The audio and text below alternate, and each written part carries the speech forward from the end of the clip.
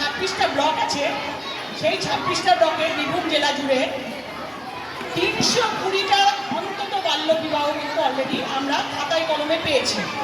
কিন্তু এছাড়াও আমরা জানি এরকম অগণিত তথ্য আমাদের কাছে আছে যেগুলো হয়তো রেকর্ডেড হয়নি, কিন্তু তবু বাল্যবিবাহ কিন্তু হয়ে যাচ্ছে। তো এই বাল্যবিবাহ যাতে না হয় তার জন্য আমাদেরকে অনেক সচেতন হতে হবে, কারণ অল্প বয়সে কোনো মেয়ের একটি বাচ্চা বিয়ে হয়ে যাওয়া সেটা কিন্তু খুব সুস্বাস্থ্যকর নয়। কারণ এই যে 18-র নিচে যে বিয়ে হওয়া, তাতে কি হচ্ছে, কোনো বাচ্চারই কোনো শারীরিক গঠন হয় না, মানসিক স্থায়িত্ব আসে না, কোনো দিক থেকে তাদের চিন্তনের বিকাশ ঘটে না। তো সেই ক্ষেত্রে যদি একটি বাচ্চাকে যদি আমাদের বাল্যবিবাহ করিয়ে দেওয়া হয়, সেটা শুধু ব্যক্তি বিশেষে নয়, সমাজের পক্ষেও কিন্তু সেটা চরম ক্ষতিকারক দিক একটা। তো আমরা এই ক্ষতিকারক দিকটি সম্পর্কে নিজেরা সচেতন হব এবং সচেতন করব। কারণ তার সঙ্গে আমাদের child line, legal service authority এবং পুলিশ প্রশাসনের সহায়তায় আমি অন্তত 12টা ম্যারেজ বন্ধ করতে পেরেছি, এবং এটা আমার কাছে অনেক বড় বিষয়। কারণ এই 12টি মেয়ে বাচ্চাকে আমি অন্তত সুস্থ স্বাভাবিক জীবনে তো অন্তত ফিরিয়ে দিতে পেরেছি, এবং তারা পড়াশোনা শিখে আজকে নিশ্চয়ই তারা নিজের পায়ে দাঁড়াতে পারবে। এই জায়গাটাই আমার কিন্তু খুব ভালো লেগেছে, এবং সেই জন্য তোমাদের এখানে অনেক বাড়ি অ্যাওয়ারনেস প্রোগ্রাম হয়েছে। আমি নিজের উদ্যোগেও একটি অ্যাওয়ারনেস প্রোগ্রাম করেছিলাম 2018 সালে। তো সে 1098 হচ্ছে যে আমাদের একটি যোগাযোগকারী একটা নাম্বার, যেখানে আমরা প্রত্যেকে কিন্তু সচেতন করার জন্য কিন্তু এইটা কিন্তু আমরা করতেই পারি। তো সেই জন্য আমি একটা কথা তোমাদের বারবার বলবো, বা আমাদের অভিভাবক যারা এসছেন কয়েকজনকে আমি দেখতে পাচ্ছি, সেই অভিভাবকদের এইটাই মাথায় রাখা উচিত যে বাল্যবিবাহ কিন্তু সুস্বাস্থ্যকর নয়, বাল্যবিবাহ অনেক বেশি বন্ধ হওয়া দরকার। তার জন্য এটি একটি গার্লস স্কুল, এবং গার্লস স্কুলের জন্য আমি এইটুকু বলতে পারি যে যদি আমরা নিজেরা সচেতন হই, সেই জন্য বলে চ্যারিটি বিগিনস অ্যাট হোম। আমরা সমাজকে তখনই পরিবর্তন করতে পারবো যখন আমরা আমাদের স্কুল এবং আমাদের বাড়ি সেইটা থেকে আমরা নিজেদেরকে পরিবর্তন করব এবং নিজেদেরকে সচেতন করব, তখনই কিন্তু আমরা গোটা সমাজ বদলে যাবে। তার আগে কিন্তু সেই সমাজ বদলাতে আমরা কিছুতেই পারবো না, কোনো ইন্ডিভিজুয়ালভাবে করেও নয়। এবং আমরা জানি এটার কারণ হচ্ছে দারিদ্র্য সীমা।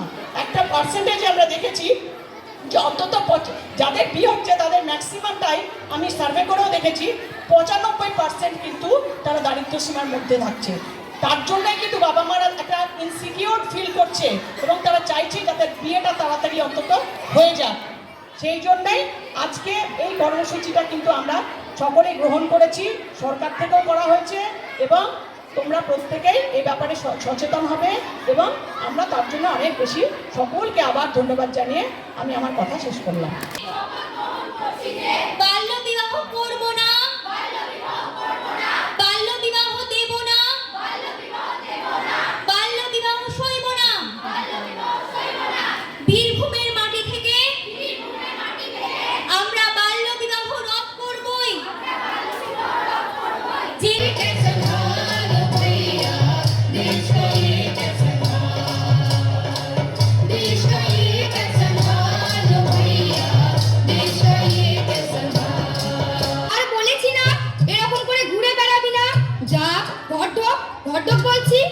আর এই যে তারা, তোকেও বলে রাখছি, এইভাবে আমার মেয়েটাকে নাচিয়ে বেড়াস না, ওর কটা দিন পর বিয়ে।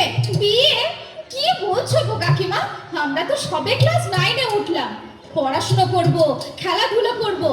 জানো কাকিমা, আমরা দুই বন্ধু ঠিক করে নিয়েছি, এই উমা হবে শিক্ষিকা আর আমি হব ডাক্তার।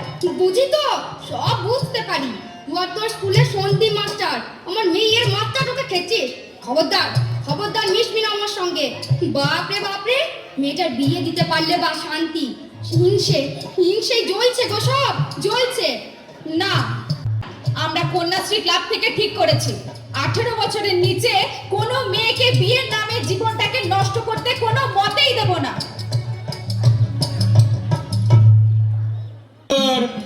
তা মানে কথা, মা রান্না বান্না জানা আছে তো? না, আমি বাড়িতে লেখাপড়া শিখেছি, রান্না শিখিনি। এই চুপ চুপ বলছি বলছি। তার উপর ওপর আবার দেনা পাওনার হিসাব করছেন? মানে কথা হ্যাঁ, পুলিশ পুলিশ পুলিশ আসছে। পুলিশ? আবার পুলিশ কেন? পুলিশে খবর আমি দিইনি, দিয়েছে আপনার মেয়ে তারা।